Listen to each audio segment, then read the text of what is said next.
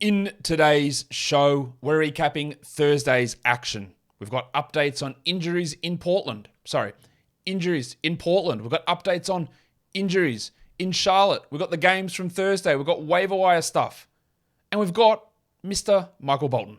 Thanks, Josh. It's Michael Bolton here, and it's time for another episode of the Locked On Fantasy Basketball Podcast. Let's get to it. Let's get to it, indeed.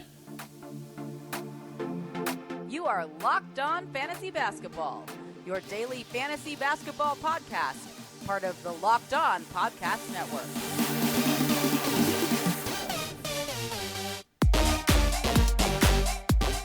Hello and welcome to the Locked On Fantasy Basketball Podcast, brought to you by Basketball Monster. My name is Josh Lloyd and I am the lead fantasy analyst at basketballmonster.com. And you can find me on Twitter, as always, at redrock_bball, on TikTok at redrock_bball, and on Instagram at Locked On Fantasy Basketball. Today's episode is brought to you by FanDuel Sportsbook, official sportsbook of Locked On. Make every moment more. Visit fanduel.com/lockedon today to get started. Thank you for making Locked On Fantasy Basketball your first listen every day. We are free and available on all platforms. I hope in your head-to-head league you are finished, and I hope you're still watching. I hope that if your league is still going, you are learning a lesson. I hope you are learning this lesson and you will apply this lesson next season. It is going to get worse from here. I am telling you now, it is going. And when I make these recommendations of finish your league on the 19th of March, I don't do it because I want people not to listen to my show for the last 3 weeks of the season. That's contrary to my benefit. I do it because I know what it does for fantasy. And people will argue with me all the time on it. Majority, people start to come around eventually, but there will be people who stick, no, we've got to play it out. It's more skill if you do it this way. It's garbage. Do not play fantasy at this point of the year. Roto, fair enough. But even then, I don't even know if that's worth it. But you probably do want to play Roto through to the end. But head-to-head leagues, you just don't. You just don't do it. You don't play this time of the year. You don't play the final 3 weeks of the season. It's akin to playing week 18 in NFL fantasy.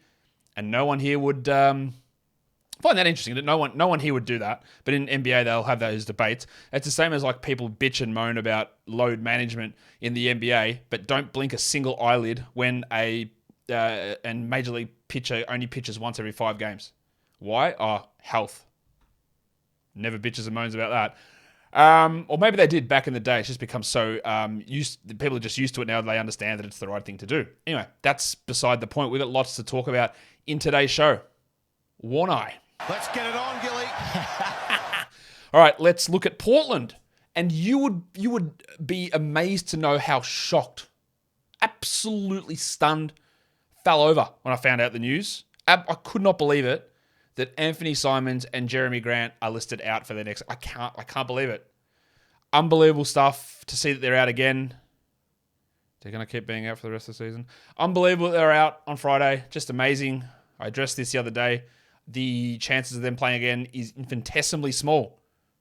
Someone told me that's not a real word. I'll show you the day. I think you said it wrong. You meant to say infinitely. No, I didn't. I meant infinitesimally small, the chances of those guys playing again. I also said I expect Damian Lillard to not play next week. Interestingly enough, Lillard played his 58th game last time out. In order, the minimum number of games you need to play to be a part of scoring leader, stat leader, leaderboards is 58. And straight after that, today, Lillard is listed on the injury report, probable calf. I believe Lillard plays the rest of this week. I believe Lillard is done after this weekend. That is my estimation. Maybe he plays one game next week. He is not far off finishing for the season, is my understanding for Damian Lillard. So, there's that. And then, the other one that we thought would shut down, and then last game, I thought, what am I talking about here? Nurkic played 31 minutes and Eubanks played 5. What? That's weird. What's going on there? Would you look at that? Yusuf Nurkic is on the injury report. Questionable. I wonder how long he lasts. Not too long, would be my guess. Not too long. So, the Portland tank is on. It is fully on. Trenton Watford must roster. Shaden Sharp, probably, yeah. Cam Reddish, maybe, but maybe not. Drew Eubanks, I don't know. I don't know what happened last game, but there's going to be something for him coming up later on. It's going to be weird stuff going on with that team. DeAndre Ayton's out the rest of the week. That's 2 more games for him being out. So Bismack Biyombo, when you're looking for blocks, you might get 3 blocks, 4 blocks out of him. You might get 60% shooting. You might get 15, 16 rebounds. He's not going to do anything else, but his value is there. All right, so if you need big man stats, Biyombo's an option for you now. Aiton's out at least the next 2 games. I talked about this yesterday as well, saying I don't always know how to verbalize this, but pattern recognition when you've been following the game and recording podcasts, and this is your probably 4,000th show on fantasy basketball, you see things. And when teams and players go out of their way to tell you about an injury, and say, oh, yeah, it's probably going to be pretty sore tomorrow. Oh, yeah, man, can't wait, man. Guess we'll find out how sore it is tomorrow, that hand, eh? Yeah, x-rays are negative, but man, I reckon he's going to be pretty sore. Bloody, that's going to be bad, man. Bloody, jeez, that hand, man. I reckon it might be sore. They say that for a reason. There's a very big reason behind it. It's because they're sitting him out. So Larry Markkinen out because of the hand. I do not know, though, that this means that he's out for the rest of the season. But I do know that I've now used a sore back and a sore hand in the last week to sit him games. And they will continue to do that, like they'll continue to do that with Jordan Clarkson and his busted up finger. They will find a way for Ochai Agbaji to play 30-plus minutes every single night for the rest of the way. Markkinen might come in and out. Clarkson might come in and out.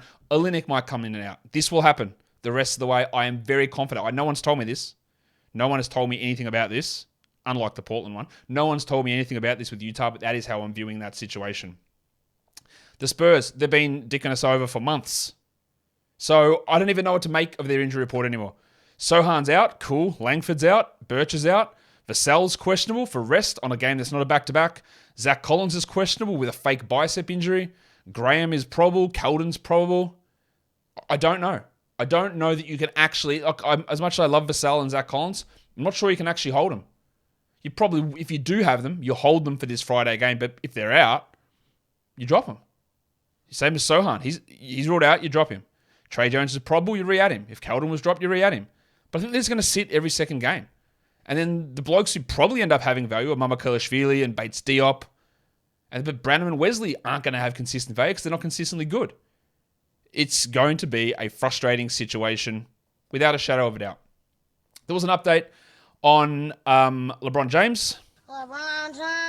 That he would maybe be back for the last 3 to 4 games of the regular season. I'm still getting people literally every day, hey, do I drop LeBron James? Yes. Yes, you do. You dropped him weeks ago. Basically as soon as he broke that record, that was it for him. And when he played 2 games after it, again, saw that one coming a mile away. Although he did have an injury, an actual legitimate injury. But yeah, this is a serious injury for LeBron. He's had injuries all season. Yes, you drop him. He might come back then, but if you don't hold him, it's just taking up space. And that's done. And this doesn't even get me started on what went down in Charlotte. In Charlotte or was it in New Orleans? Where was the game played today? It was in... I'll get to that in a second because I can't find it. Anyway, that doesn't matter. We'll get to that in a sec. But the other stuff for tomorrow. Bradley Beal out with knee soreness. I said yesterday that I reckon that the Wizards might be just accelerating towards the tank. Kuzma out, Beal out with nowhere. 22 minutes for Porzingis. Yes, foul trouble, sure. He absolutely could have come back in. I am a little worried there for them. So Avdia Kispert, big bumps up in their value. Bogdanovic and Burks for the Pistons. They're not playing again. They won't tell us that, though. Mark Williams isn't playing again for Charlotte. They won't tell us that. I reckon Jason Tate might be done in Houston. He's out again with his ankle soreness. I think he's cooked for the season. What else? What other nonsense is going on? That's probably all the nonsense that we need to know for tomorrow's game. But there's a lot of it. There's a lot of it going on. Oh, the game was in New Orleans. There you go. Finally saw that. And that will bring us into talking about waiver wire stuff. We'll get there in a second. But today's episode and on this week's Most Electric Player of the Week is brought to you by the all-new, all-electric 2023 Nissan Ariya. Player of the Week, we're going to go with Big Chungus. Nikola Jokic, over the last week, he's played 3 games. He's averaging 26, 13, and 8. He's shooting 70% from the field. He hasn't missed a free throw. He's shooting, what's he shooting from 3? 38% from 3, 76% from 2. This is a bloke who's in the running. I don't know if he's going to win it, to win his 3rd MVP, and he does it with power. He powers through blokes, but he's also elegant in the way he does things. He's smart. He's intelligent, and that's exactly what the 2023 Nissan Ariya is. The 2023 Nissan Ariya packs pin-to-your-seat power and premium intelligence all in one EV. The all-new, all-electric 2023 Nissan Ariya. The EV for people who love to drive. Shop now at nissanusa.com. Okay, that is cool stuff. Let's look at the waiver wire. Most added players over the last 24 hours. Now, I will give you advance notice here. I am not certain that I will be doing the full recap for the Clippers and Thunder game.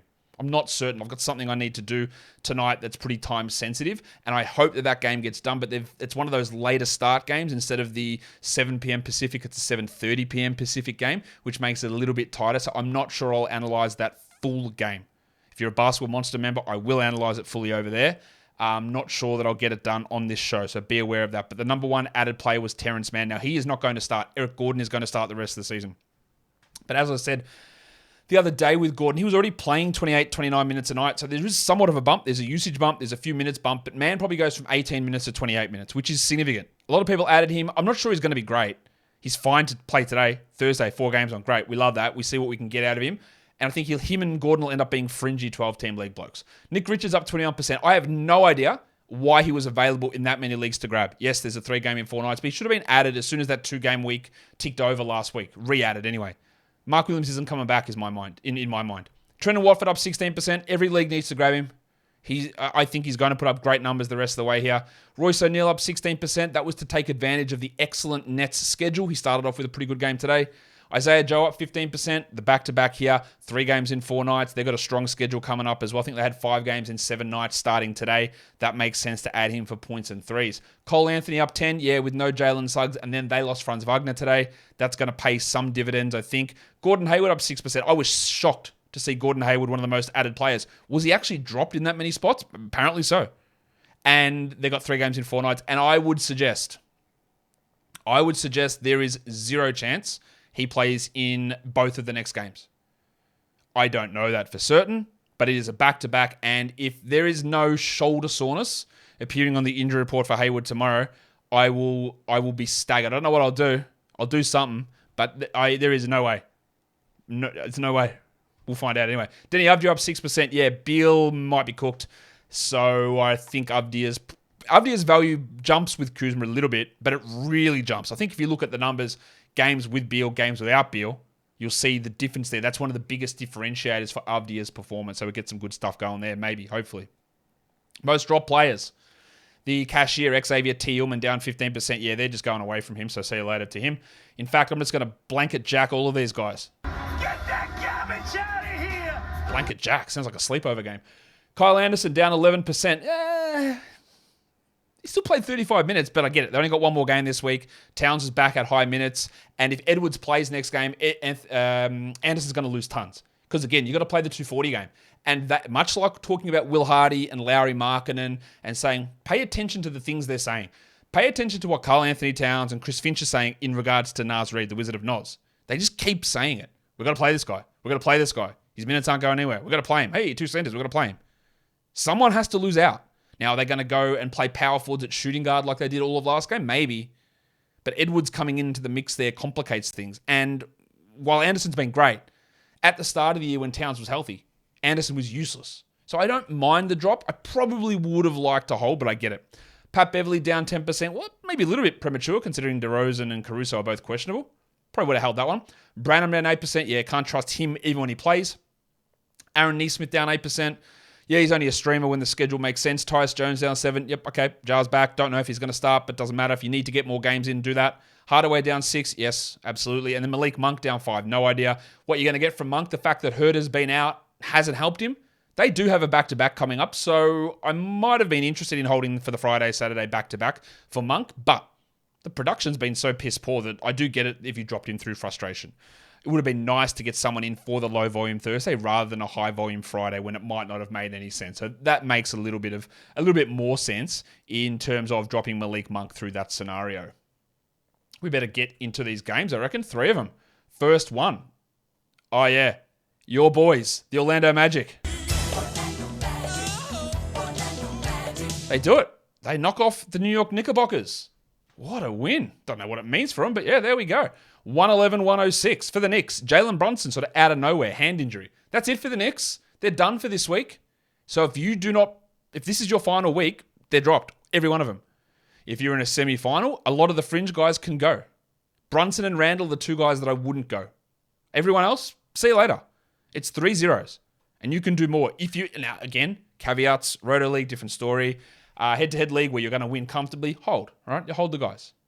But otherwise, you've got to make tough calls. Don't add Quentin Grimes. This briefcase and this haircut This was very weird. 38 minutes, 25 points, back-to-back 20-point games, 5 threes, 6 assists, 3 steals. An actually astonishingly good game. I don't trust it for a single second when Brunson's back, and he doesn't play for 3 days, so I don't care.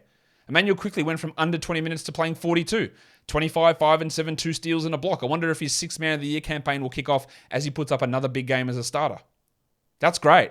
No games rest of the week. See you later. Mitchie Robinson, sore knee, back-to-back. Let's play more minutes than you have in the last 2 weeks. That makes sense. 31 minutes, 2 points, 12 rebounds, 3 blocks. Pretty good game. Drop him.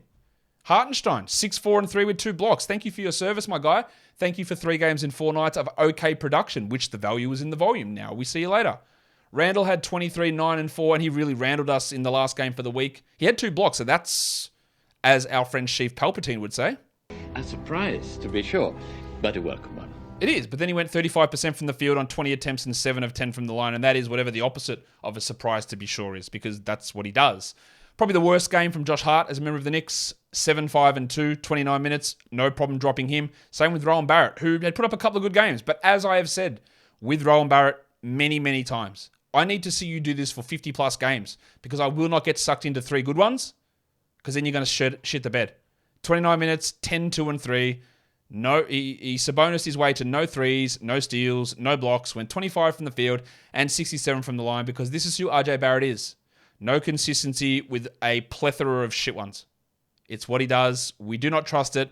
I'm almost pushing it. I need to see it for a full season. I had to wait 2 years to say that Terry Rozier was a good 2-point shooter, and then I caved in, and then he turned back to bad. That's broadcasting, so we're going to talk Terry Rozier later on. Just giving you a tease of a name. For the Magic, Franz Wagner hurt his ankle. He started to play really well again. 16, 3 and 6, 2 steals and a block. You'd have to worry. 2 weeks left in the season. He hurt his ankle a couple of times this season. They haven't really done any sort of shutting down or anything weird at all, apart from obviously all the past handling of Jonathan Isaac's injury. So I'm not sure that that's it for him, but I wouldn't be shocked. Paolo, 21, 6 and 4, and in one of the upsets of the day, he dropped to Richie Beno.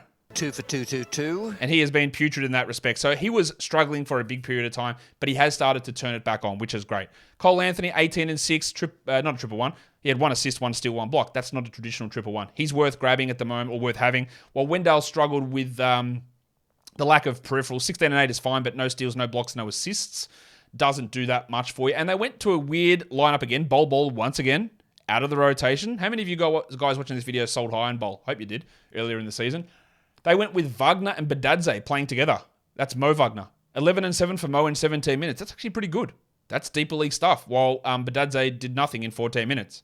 I'm not suggesting that Mo Wagner is going to be a 12-team league player, but after a little spell out of the rotation, he's back. So he's at least back on our radar of someone to pay some attention to. And the other name that I gave you the other day was Caleb Houston. He played 25 minutes. That is not a particularly good line for 25 minutes, but 8 points, 2 threes, 2 blocks, and it's all about following some trends.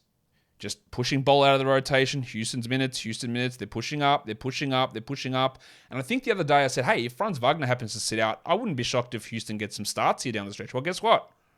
Franz Wagner's injured. I'm not saying that Caleb Houston's a 12-team league guy. I don't believe that he is a guy that we add. But if I'm in a 20, if I'm in an 18, I'm starting to consider it. It's trending in that direction.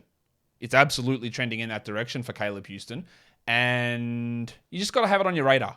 You just got to have it on your radar. Because if he does pop off for a decent game, you won't be like, ooh, that's out of nowhere. You're like, this was actually brewing. And now there may be an opportunity. There might be an opportunity for that to develop into something a little bit more. Today's episode is also brought to you by Ibotta. We're always throwing money at something, kids' school supplies, a new house project. The list goes on. It's time to stop spending your hard-earned money without getting anything in return. Enter Ibotta. You can earn cash back on every shopping trip. Ibotta gives you cash back on hundreds of grocery items, from produce to personal care to pantry goods. Either link your loyalty accounts or upload your receipt after you shop and get your cash back. It's that easy. A typical basket of groceries was almost $50 more expensive at the end of 2022 than the beginning of the year due to inflation. You can earn 2.5 times that in cash back from Ibotta, or even more, depending on how much you use Ibotta. Ibotta gives you back real cash, not points. Other apps give you points that don't amount to anything. With Ibotta, you get real cash back that you can cash out to your bank account, to your PayPal, or even get it back in gift cards. You can earn cash back on hundreds of online brands and retailers too when you start with Ibotta, including Lowe's, Macy's, Sephora, Best Buy, and more. Right now, Ibotta is offering our listeners $5 just for trying Ibotta by using the code LOCKED when you register. Just go to the App Store or Google Play Store and download the free Ibotta app and use the code LOCKED. That's Ibotta, IBOTTA, in Google Play or on the App Store, and use the code LOCKED. Let's do the second game. The Cavs win it on a... Imagine having a Cavs team with Evan Mobley, Donovan Mitchell, Karis LeVert, Darius Garland, and you get done by a buzzer beater by Isaac Okoro. Really, Isaac Okoro. 116-114, Cleveland wins it. Mobley was amazing. 40 minutes, 26 and 16, 1 steal, 4 blocks. He did start the season a little slowly. He's now the 15th ranked player over the last week. He's up to 55th for the season, and we talk about third-year breakouts. It is hard for him to get this gigantic usage boost given the guys he plays with. I think he might be an absolute monster next season without getting the 27 usage or so. Just 23 usage, big knock. He is just dominating. It's unbelievable. Far out. USC legend, Evan Mobley, my boy. Darius Garland, 39 minutes, 13 points, 8 assists, 3 steals. The shooting's still not there, and Mitchell struggled from the line, 6 of 9 for the Don, 31, 6, and 1. While Okoro hit that game winner, he only had 11 points in his 30 minutes, but obviously hit the big shot that mattered. While LeVert only played 22, which is a little bit worrying, but somehow his gigantic steal rate was able to stick. Another 2 steals here. Again, I don't really have any understanding why that's happening. He's like over double his season steal rate over the last 2 weeks. He didn't kill you in percentages. He hit all his free throws, 12, 3, and 2, 2 steals, 2 threes. The minutes drop is a little worrying, but I think we're just continuing to roll with him. Amazing as that is. And Chetty Osman stayed in the rotation, but in true Chetty Osman style, he had 8 points in 22 minutes for the Nets. 42 minutes for Spencer Dinwiddie. 25, 4, and 12 with a steal. Some questionable turnovers, but that's fine. The numbers there are really strong. I am beginning to be really worried. Not worried is the wrong word. We talk about them having this great schedule, 3 quality games in the next 4 nights, one of them today, weekend back-to-back, that's great. We saw a back-to-back from them not that long ago, and they just sat everybody. And then the guys they did play, played the first quarter, and that was it. That was the last time they had a back-to-back in that Bucks-Wolves one on the 9th and 10th of March, where Dinwiddie, Claxton, Johnson, and O'Neal all sat, and Finney-Smith, Harris, Curry, and Bridges played 12 minutes each. I am getting very, very worried that this Florida trip on the weekend for them might involve some of that on Sunday against the Magic. Very, very concerned. Can't do anything about it because I've got no concrete evidence to support that, but I am worried. Mikal Bridges had been struggling a little bit. I know you guys will disagree, but when you're 114th over the last week, that's not good. But he was great. 32 and 6, 2 triples, 58% shooting, 100 from the line. We love to see that getting back. He was a minus 14, which is weird. And Royce O'Neal is really taking the minutes away from Dorian Finney-Smith. 30 minutes for the Basmati man, 12 and 8, and 2 threes. That's enough to stream if he plays. I don't know what's going on with Finney-Smith. He's starting but playing bench minutes. 2 blocks, 22 minutes. I guess he missed all of his shots, maybe. He feels washed. And this happens a lot with undrafted guys or second-round guys who sort of come out of nowhere, turn themselves into good players, and the drop-off becomes extreme. It becomes extraordinarily quick. A guy I can think of like that was like a Paul Millsap, who was a second-round guy, obviously a better player than Finney-Smith, stepped up, became this all-star guy, and then just sort of dropped off, and in a season and a half, he was basically out of the league. Finney-Smith's a different player, obviously, never as good as Millsap, but these guys will often work their way. Absolutely everything comes together. Athleticism, intelligence, everything they do, and then they lose 2% of something, and they're cooked. I think Royce O'Neal might end up being someone like that as well, who saw a little bit of a dip, then his shooting's fallen way off. But that's not that uncommon. Cam Johnson, only 22 minutes. He's in a real funk shooting the ball. 5 points, 17% shooting. I still think we want to hold him, but not particularly good. One of the guys we looked at as a streamer was Day'Ron Sharpe, and I guess we get a slight check for the first game. 6 and 3, 2 blocks, 60% shooting, 14 minutes. Again, the value in the volume. 3 games, quality games, over 4 nights. Let's just times that by 3. 18, 9, 6 blocks on 60% shooting. It's not bad for one waiver move. It's not great, but it's not bad. Now, the worry, again, I have here that maybe he doesn't play at all in one of these games on the weekend against the Heat or against the Magic. Maybe he doesn't play. That's a distinct possibility, but he is at least worth looking at. Joe Harris had 15 points in 23 minutes. He got hot, but we obviously can't rely upon him. While other Sal High legend Cam Thomas was a DNP CD once more. The Charlotte Hornets and the New Orleans Pelicans, 115 New Orleans, Charlotte 96. Now, I am not a conspiracy theorist in the slightest. I shoot all this shit down continually. But something weird happened today with the Hornets, and I think you got to talk about it. Because apparently, and I went and looked at this as well, I saw a lot of people mentioning this, that all of Terry Rozier's player props weren't available to bet on in the afternoon. They were early in the morning, and then in the afternoon, they were all gone, which is weird. We heard nothing from the team, nothing from the beat reporters. They announced the starting lineup. Terry Rozier was there, but you couldn't bet on any Terry Rozier lines. I went and had a look at it about 15 minutes before the game. Wasn't there. Everyone else's was. Right? That's weird. Right? But then he went out there. He played the first 10 minutes of the game. Okay. And then he never returned. Foot soreness. Did somebody know that he had foot soreness and he was just going out there to get a certain number of games started to qualify for contract incentives? Don't know. I don't know. And because it's the Hornets, no one will investigate or report on it or talk about it really at all. It was, again, most of these things there are very easy explanations for. This one, fishy as shit. I don't know what it is. And I'm not saying that there was like conspiracy that gambling companies, every one of them got together and told the Hornets, you've got to pull this guy after this amount of minutes. That's not what I'm talking about. I'm talking about that the information came out that Rozier was injured and people knew that, but it wasn't made public. And Hornets injury reporting, dreadful. Like they don't provide any sort of correct. The Hornets are the kings of, they're unbelievable in game. When a player's out, they'll give you straight away available to return, questionable to return straight away. They'll provide that information immediately. Anything else, not a chance. We still haven't got an update on Cody Martin. Mark Williams' thumb. What's he need thumbs for? Sticking them up your ass. You don't need it. What do we care? But as soon as something happens in game, they'll tell you. But what has happened here is I feel like Rozier's mates or someone around the team has known this and it's leaked out to gambling sites. That's what it feels like has happened. It's not the nefarious, the gambling sites said pull Terry Rozier out because you couldn't even bet on him. So they had no actual incentive to do that. So something weird happened. And we weren't given that information. I worry that was this just to get the start, get some games in. Is this it for him? I wouldn't be shocked. And there is almost no way he's playing tomorrow, surely. They got the back-to-back Thursday, Friday, and then Sunday. And then following on from that, which wasn't a part of any gambling conspiracy, is that Kelly Oubre was pulled from the game with a shoulder issue after 12 minutes. Okay. Is that him done as well? The confusing part of all of this is that Gordon Hayward played 31 minutes.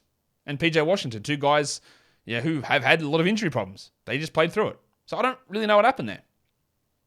But it's really hard to make a call. Like, what call do you make? Rozier is still two more games this week. Oubre is still two more games. No chance that they play them in my mind. But if you drop them and they do, then you've cost yourself. But this is very shifty. I think they're done.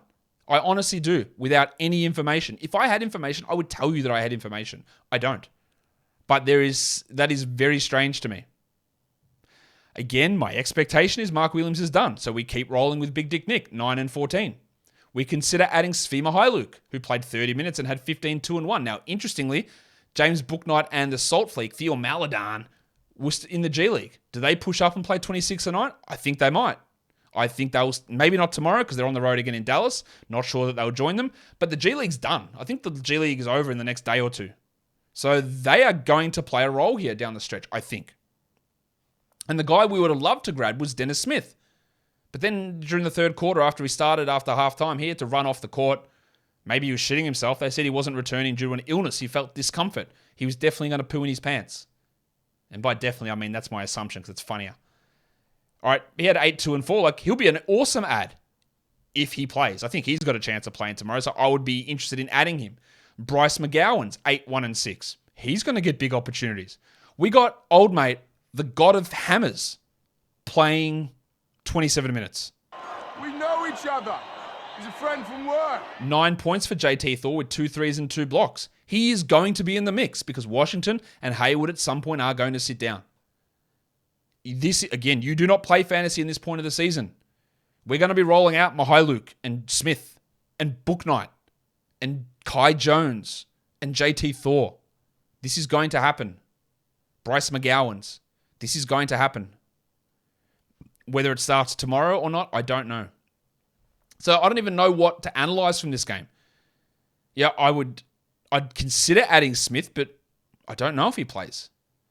I'd consider adding Svi as well, but if Rozier and Oubre plays, he's useless. So it might be a waste. And it's really tough to make that call in fantasy playoffs. Again, my gut would tell me that Oubre and Rozier are done at least for this week, and probably for the season is my guess.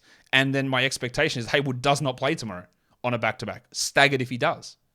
But I don't know any of that. There's a lot of risk involved in making those decisions. For the Pelicans, Zion's still out, Alvarado's still out. Brandon Ingram, 30, 11, and 10. Big numbers for him. And how about this guy? Shithouse all season, and now best bloke in the league. Jonas Vasu Inuwansas. 34 minutes, 20 and 19, 63% shooting. I mean, cool. Is this end of season run going to get him overdrafted again next season? He cannot do this next to Zion. But he is absolutely rolling now for some reason. Trey Murphy, 19 points, 4 threes, 4 steals. Keep going with him. Herb Jones, maybe don't. They've got a good schedule next week. Really strong, low volume games. But what's Herb giving us? Nothing. 2, 3, and 2 with a steal. He had been playing better than this, but this is bad. He's outside the top 200 over the last week. He's still outside the top 130 for the season. But I guess if you really want no turnovers, you can either add him or you can add Zion. I don't think he's a must-roster player. We got a nice little performance from Najee, 16, 4, and 3, while Joshie Richardson played 20 minutes. We worried, was it going to be 17 or 25? 17 or 25, and they just went right, bang in the middle. And be useless while you're doing it. 3, 5, and 3 for Richardson. Again, schedule streaming is probably the only value there. Well, Larry Nance just can't get on the court anymore because they're just saying, let JV cook. That's their new game plan. Let JV cook. See how it works out for him. All right. I'm not going to make it to the end of Thunder Clippers. We're 3 quarters in, so just have a quick look at what's going on over there. Midwest, Dylan Brooks is shooting 1 of 11 for 9%. That's a very standard Lou Dort game. He did have 2 steals. He's playing a ton of minutes.